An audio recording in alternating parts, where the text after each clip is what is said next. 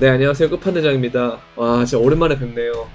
날씨가 추워져서 좀 목이 되게 안 나와서 생각보다 그래서 좀 영상이 늦어졌는데 죄송하고요.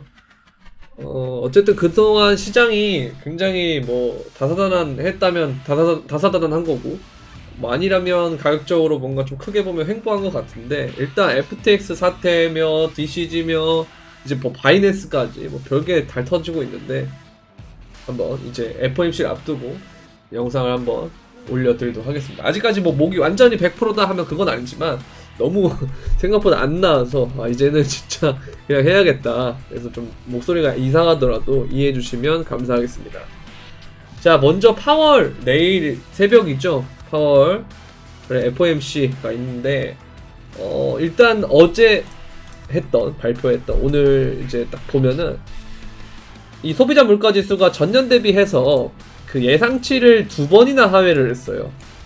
그쵸? 11월에 발표한 10월달, 그 다음에 12월에 발표한 11월달 거를 다 보면 예측치보다 실체가 하회한 상황이 되면서 시장이 되게 반등을 강하게 오고 있는 상황인데요. 이번 FOMC에서 금리가 오른 다음에는 이제 2달 동안 열리지가 않아요. 그래서 그동안에는 뭔가 시장에 대해서 억제할 만한 게 없기 때문에 오늘 좀 겁을 주는 움직임이 나올 수가 있는데 일단 큰 틀로 보면 대전제는 깔아야 된다는 거죠. 뭐다? 일단은 물가는 떨어지고 있고 물가 잡히고 있고 그 다음에 유가 떨어지고 있고 그 다음에 금값 오르고 있고 CPI 역시도 괜찮게 나오고 있다는 거죠. 그래서 금리에 대한 속도 조절도 인정을 했지만 2달의 그 빈 구간이 생기기 때문에 요번에는 한 0.5 정도 예상치를 부합하는 정도로는 하되 연설에서 좀 장난치지 않을까라는 그런 생각을 하고 있습니다.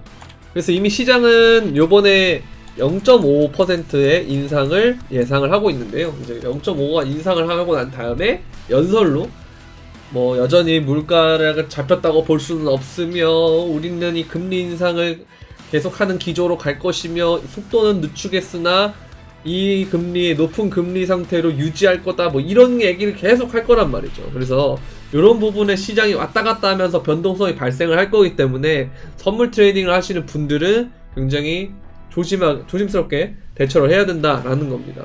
이렇게 보시면 될 것 같고요. 그리고 또 한 가지 우리가 또 알아가야 될 게 뭐냐면 이 물가는 옛날부터 시작해서 우리가 CPI %로 보면 전년 대비 몇 %가 올랐냐 떨어졌냐 이건데 실질적으로 봤을 때는 이러한 경기 침체 구간이 아닌 이상은 그렇게 물가가 연속적으로 막 몇 달씩 인덱스 자체가 지수 자체가 빠지는 거는 거의 없단 말이에요. 그렇다는 건 계속해서 어쨌든 물가라는 것은 우상향을 한다는 거죠. 그 말이 뭐냐면 결국 이 화폐 가치가 떨어진다라는 거죠. 우리가 그것 때문에 코로나 때 돈을 엄청 많이 찍어서 이러한 엄청난 상승폭이 만들어지면서 우리가 자산시장에 유입이 되면서 막 이렇게 투자라는 걸 하고 있잖아요. 많은 사람들이 거기에 유입이 됐으니까. 이런 걸 생각을 해보면 물가라는 게 항상 말도 안 된다라는 생각을 해야 된다라는 겁니다. 이제는. 왜? 이전까지 그래도 올라가는 상승 곡선이 이 정도의 완만한 각도였다면 지금은 이렇게 올라가고 있다라는 거죠. 이게 분기점이 되는 게 언제였냐면 이 코로나 때 돈을 엄청나게 찍었다는 거죠. 아니 그래서 유동성 회수하는 거 아니냐 이렇게 할 수 있지만 이 많은 돈이 급격하게 오른 걸 유동성을 회수하기에는 너무 빡세다는 겁니다.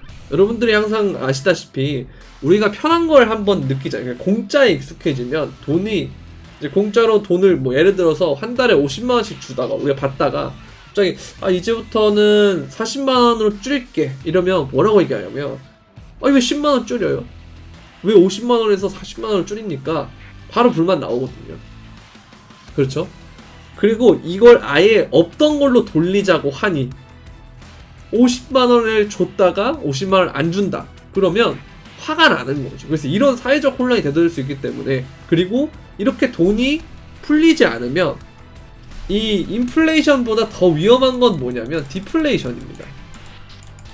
일본의 잃어버린 몇 년입니까? 지금 계속 디플레이션이잖아요. 일본은 그렇게 돈을 붓는데도 디플레이션이 된단 말이에요. 이거에 빠지지 않게 차라리 인플레이션을 적절하게 유지하는 정도로 맞출 수 있다라는 거죠. 왜?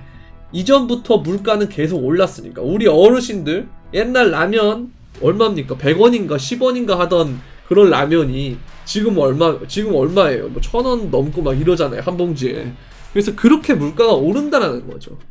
엄청나게 오른다라는 거. 그래서 결국 물가는 오르는데 어떻게 적게 올릴 것이냐, 얼마나 천천히 오를 것이냐, 이 연착륙에 대한 개념을 한다라는 거. 이게 어쨌든 가장 큰 틀이고요. 이거를 바탕으로 해서 물가가 오른다 떨어진다 정도로 이해를 하시면 된다는 거예요. 결국은 화폐 가치가 떨어진다라는 것이 포커싱을 맞춰줘야 되는 것이고, 그렇다는 건 자산군이 많이 떨어졌다라고 하는 건 이후에는 이 구간이 기회로 작용할 수 있는 구간일 수가 있다라는 거죠. 그래서 이런 부분들 잘 보시면 좋을 것 같고요. 이걸 인지한 상태에서 우리가 금리를 좀 보게 되면 어쨌든 금리가 급격하게 오른 건 사실이란 말이에요. 그렇다는 건 이 지점에서 어느 정도 올랐다 싶으면 뭐 5%나 이 정도까지 갈 수도 있겠죠. 이번에 0.5 오르면 4.5%니까 그러면 이제 5%나 뭐 5% 뭐 좀 더 높게 갈 수 있겠죠. 내년에 몇 번 더 올릴 수 있으니까요. 그럼 그 다음에 어느 시점이 되면 중립금리 형태로 유지를 한다라는 거죠. 이 금리를 고정시켜 놓고 쭉 동결해서 중립금리 형태로 이어나가는 기간이 있고, 그 다음에 금리가 인하를 한다는 거죠. 근데 금리를 인하할 때 되면 명분이 있어야 되는데, 그때 되면 어떤 명분이 있냐면 긴축이 성공했다라는 것보다는 경기가 침체됐다는 거에 가깝겠죠. 사람들이 소비를 하지 않고 대출 이자를 내기 바쁘고, 그리고 물가가 오르니까 돈을 아끼고 소비를 줄이겠죠. 그러다 보면 기업들은 매출이 이전보다 덜 나오고, 이 기업들 자체도 원가를 받아오는 부분에 대해서 올라버리니까 이 부분도 역시 역효과가 되는 것이고요. 그래서 여러가지 문제들이 발생을 하면서 이 돌아가는 시장 자체가 경직이 돼버리는데요. 이제 그렇게 되면, 그게 계속 지속이 되면 어떻게 되냐면 일본처럼 디플레이션에 빠질 수가 있어요. 굉장히 문제가 될 수 있거든요, 디플레이션이 되면. 그래서 이 경기 침체가 온다고 하더라도 이 부분을 해결하기 위해서 결국은 돈을 푸는 행위로 올 수밖에 없더라라는 거죠, 중앙은행은. 그래서 그 단계쯤에 금리 인하를 서서히 할 건데, 그 금리 인하를 시작할 때가 되면 경기가 이미 침체됐다라고 되는 거니까 금리 인하를 하자마자 주식이 오르고 하는 게 아니고, 주식과 부동산이 오히려 금리 인하가 될 때 경기 침체라는 걸 바탕으로 하기 때문에 이거의 바탕으로만 실적이 안 나온다는 소리잖아요. 2차 하락이 올 수가 있습니다. 근데 그때 오히려 지금은 실적주들이 되게 유리한데, 그때는 기술주나 아니면 또 안전자산의 형태가 더 갈 수가 있다라는 거죠. 그래서 이런 부분을 좀 보게 되면 이때 가정에서 우리가 이제 내년에 2023년에 비트코인의 반등이 그래서 나오지 않을까라는 생각이 드는데요. 그리고 경기 침체가 오면 사람들은 이제 게임이 더 는다라는 얘기도 있고요. 이제 그런 걸 보다 보면 이제 우리가 P2E라는 메타가 또 있잖아요. 이제 뭐라도 하겠다. 우리가 이제 경기가 어려우면 막 배달이라도 하겠다. 뭐 투잡 이런 거 생각하는 것처럼 P2E라는 것도 그런 부분에 대안이 될 수가 있을 것이고, 블록체인의 그 수익 모델 나오는 것도 있잖아요. Move to Earn, P2E 이런 모델들이 있기 때문에 여기에 또 관심이 받을 수가 있을 것이고, 두 번째는 뭐냐면 기술주에 대한 부분. 그러니까 이런 부분에 지금 돈이 추후에 올 수가 있다는 거죠. 그러면 이제 그렇다고 해서 비트코인이 뭐 나스닥에 같이 가느냐면, 이전에는 상관관계가 굉장히 뚜렷했지만 지금은 상관관계가 예전보다는 많이 떨어졌다라는 거죠. 그리고 금과 같이 가고 있는 부분인데, 중요한 건 또 뭐가 있냐, 미국의 달러 가치가 어쨌든 달러 인덱스가 떨어지고 있다라는 거. 이건 굉장히 다행이에요. 저는 진짜 환율 엄청나게 오를 것 같았는데 이렇게 잡힌 거 굉장히 좋다고 봅니다. 정말 더 갔으면 진짜 IMF처럼 될 수도 있었어요. 정말 위험한 상황이었는데 지금 일단 큰 고비는 넘긴 것 같아요, 제가 볼 때는. 그리고 지금 우리가 보면, 제가 예전에 이거 영상에서도 사이클을 올려드렸던 적이 있는데, 우리가 폴 볼커 시절 때 했던 인덱스가 쫙 올랐다가 한 번에 이 천장을 한 번만 찍고 고점 한 번 찍고 쭉 떨어지는 형태거나, 아니면 이런 식으로 고점을 이렇게 살짝 높이면서 하락 다이버전스가 뜨면서 이렇게 떨어지는 그런 두 가지 형태가 고점에서 많이 나왔다 말씀드렸는데, 이걸 우리가 이제 지금 눈으로 당장 보면 85년도 폴볼커 때랑 굉장히 비슷한 상황으로 보이고요. 이걸 조금만 더 크게 보면 여기 고점 한번, 고점 두 번, 그다음 고점을 마지막으로 높이는 패턴, 이거 보시면 하나, 둘, 셋, 딱 이런 패턴이 만약에 나온다 그러면, 여기에 나왔다 그러면 하나, 둘, 셋, 그러면 이렇게 떨어질 수 있는 거죠. 이 가능성이 되는 것이 우리 가장 좋은데요. 일단 우리는 이것보다는 그냥 여기서 이제 이 중간 지점을 뚫었으니까 한번 반등은 나올 거예요.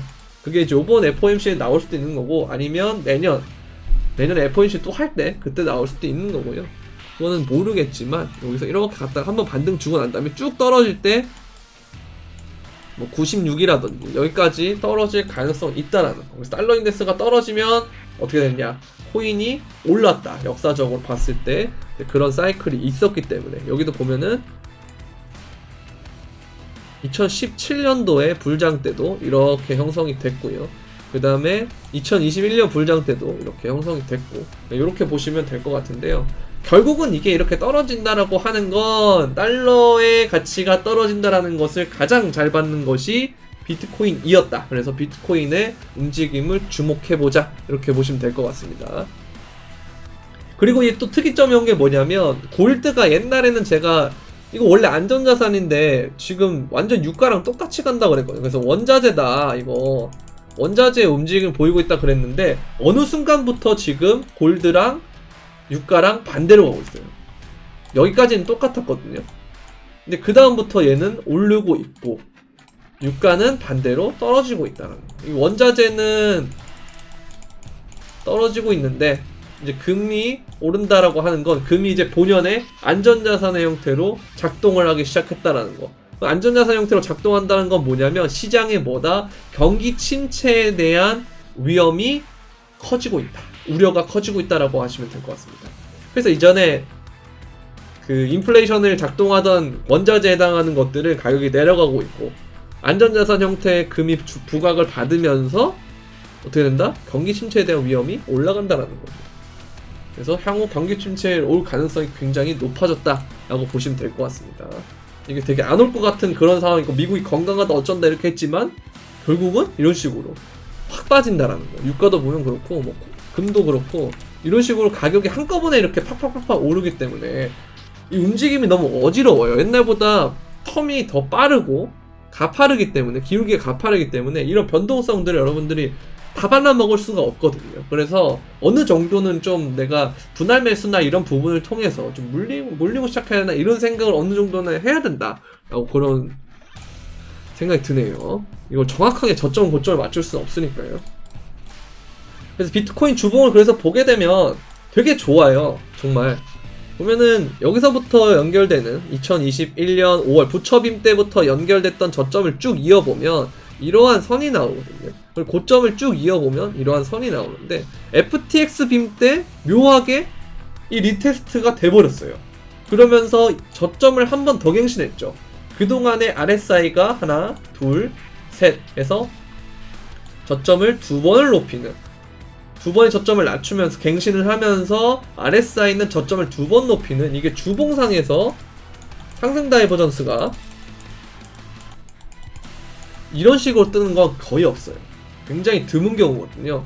그래서 뭐 한 번 더 이렇게 세기 형태가 돼가지고 저항을 맞고 떨어져서 한 번 저점을 더 갱신할 수도 있겠죠. 근데 그래도 그러면 주봉의 다이버전스가 또 만들어지는 겁니다. 이렇게.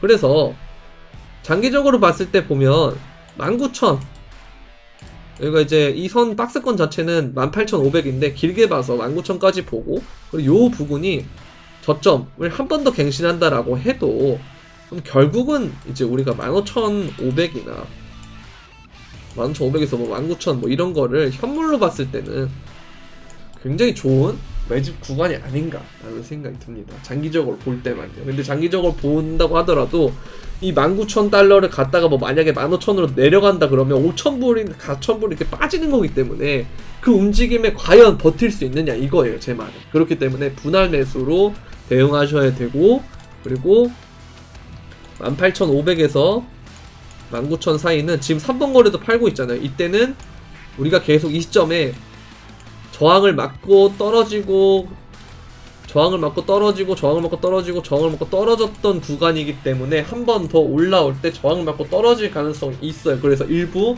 분할 매도를 좀 해주시는 게 좋지 않나 라는 그런 생각이 듭니다. 비중 조절을 좀 해야 된다라는 거. 근데 큰 틀로 봤을 때는 이 구간들을 굉장히 매력적인 구간임에도 불구하고, 다만 이게 사람이 이걸 매력적인 걸 머리로 알아도 실질적으로 이런 움직임이 올라갔다가 팍 떨어지는 움직임이 나오면 겁이 나서 절대 매수 버튼에 손을 못 들어간다라는 거죠. 그래서 이런 것들을 통해서 분할 매수, 분할 매도를 해서 현금 비중 잡아 놓으면서 이 기간 조정의 형태를 버텨주는 거. 그러니까 가격 조정이 4,000불, 5,000불에서 되게 많은 것 같이 보이지만 이걸 나중에 되면 이런 형태의 박스가 될 가능성이 좀 있거든요. 그래서 이번에 18,500에서 19,000에 일부 매도를 하되 여길 만약에 돌파한다 그러면 제법 갈 수가 있어요. 뭐 22,000, 3,000 이렇게도 갈 수가 있거든요. 근데 그 다음에는 다시 예전에 우리가 FTX 빔이 없었다라고 생각했을 때 그 지점 17,600에서 그 다음에 22,000 구간 여기죠. 이 박스 구간이 다시 연장된다라고 생각하시면 됩니다. 여기서 우리가 매물대를 많이 쌓아놨었는데 FTX가 갑자기 터져서 빔이 나왔단 말이죠. 그래서 이게 저항으로 바뀌었다는 거예요, 이 박스 구간이. 근데 다시 이 박스 구간을 위로 안착을 해버리면 그럼 이 박스 구간에서 다시 재차 박스권을 진행하는 거다라고 이해하시면 될 것 같습니다. 그래서 요거를 움직임을 보고 그 다음에 남은 현금을 써도 그때 쓰는 게 낫다, 이 얘기예요. 이렇게 보시면 될 것 같고, 그리고 지금 좀 긍정적인 건 비트코인이 떨어지면서 도미넌스가 올라가면 알트들이 막 죽는 그림인데, 지금은 비트코인이 올라가면서 비트코인 도미넌스가 올라간다는 소리는 다른 알트들보다 비트코인의 상승률이 좋다라는 거거든요. 그래서 이게 이렇게 비트코인 가격이 올라가면서 도미넌스가 이렇게 올라오면 기존에는 스테이블로 다 빠졌던 것이 비트코인으로 온다라는 소리이기 때문에 비트코인 중심의 반등 장세가 펼쳐질 수가 있다라는 거. 그래서 내 포트폴리오에 비트코인의 지분을 어느 정도는 넣어주시는 게 좋다라고 생각이 됩니다. 왜냐면 그동안에 제가 계속 이 도미넌스 장세를 언급해드렸는데 여기서도 그렇고 생각보다 많이 못 갔어요. 그러니까 그게 옛날에는 이제 스테이블이라는 것이 확산되기 전에는 우리는 되게 당연하게 스테이블을 통해서 매매를 하잖아요. 근데 그게 예전에는 비트코인을 중심으로 하던 시기가 있었단 말이죠. 근데 그게 점점 스테이블로 이전되면서 예전보다 비트코인 도미넌스에 대한 효과가 많이 떨어졌다라는 겁니다. 그래서 지금은 많이 스테이블 코인으로 가 있는 상태지만 이게 스테이블 코인의 지분율이 떨어지면서 도미넌스가 팍팍 오르면서 비트코인 중심으로의 상승이 되면 그럼 예전에 있던 그 모습을 보여줄 수가 있는 거죠. 그 다음에 비트코인 중심의 장세가 끝나고 알트코인으로 순환 펌핑, 메이저나 이런 것들로 순환 펌핑 되는 사이클이 돌 가능성이 높으니까 이 부분에 대해서 여러분들이 좀 참고하셔서 대응하시면 좋을 것 같아요. 자, 그리고 이제 CG 짱펑짜오인데 제가 저번에 영상 올려드렸을 때는 아 얘가 진짜 FTX도 패고 무슨 뭐 코인판 다 먹을 것처럼 하더니만 다시 역으로 당하고 있어요 지금. 그죠? 근데 바이낸스랑 FTX는 체급이 좀 달라서 이렇게 보유량이 유출이 돼도 보유량이 금방 증가해서 이렇게 회복이 되고 있거든요. 그래서 뭐 주주선 직원들한테 서한을 보내고 했는데 뭐 이런 부분들이 뭐 루나 사태나 아니면 FTS랑 되게 돌아가는 게 닮았다 라고 생각하시는 분들도 있고 저도 뭐 어느 정도는 동의를 하니까요. 근데 이제 BNB의 경우는 이런 그 버드가 뜰 때마다 굉장히 영향을 많이 받는데 바이낸스 거래소 자체가 뭐 FTX처럼 문을 닫느냐 이거는 조금 어렵다고 보거든요. 근데 그래도 이런 소나기는 좀 피해야 된다라고 생각이 들어. 좀 불안하신 분들은 뭐 메타마스크라든지 개인 지갑 이런 쪽으로 넣어두시던지 아니면 빗대로 잠시 코인의 형태로 귀국을 시켜가지고 있는 게 좋지 않나라는 생각이 듭니다. 그래서 어차피 코인의 상태로 된 걸 옮기면 코인 전송 수수료만 들기 때문에 뭐 김프 이런 게 상관이 없죠. 따로 매도를 하지 않으면요.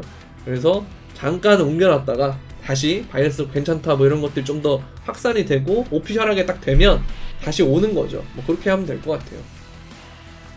그리고 이제 우리의 바이낸스가 끝나고 또 뭐가 남았느냐. 리플의 소송이 남았고 뭐 DCG도 남았고요. 그 다음에 FTX가 아직까지 마무리되지 않았던 거, 뭐 이런 것들이 좀 되게 시장에 혼재가 돼 있는데, 이런 버드나 악재들이 굉장히 극단적으로 발생을 하면 보통 그때가 최악의 시기고 가격이 바닥인 경우가 좀 있어서, 뭐 당장 바닥이다 이 얘기를 하기는 그렇지만 천천히 이 고통에, 사람들의 고통과 곡소리에 좀 천천히 한번 모아볼 때가 되지 않았나 하는 그런 말씀을 드리면서 오늘 영상은 여기까지 하도록 하겠습니다. 자, 제가 그동안 이제 영상을 못 올렸지만 뭐 텔레그램이나 이런 데서는 계속 말씀을 드렸거든요. 그래서 영상 설명란에 텔레그램 브리핑방이랑 꿀정보방이 있고, 그 다음에 뭐 멤버십, 그 다음에 선물방도 이렇게 있으니까요. 여러분들 많이 관심 있으신 분들은 참여해 주시면 좋을 것 같습니다. 오늘은 여기까지. 그럼 안녕.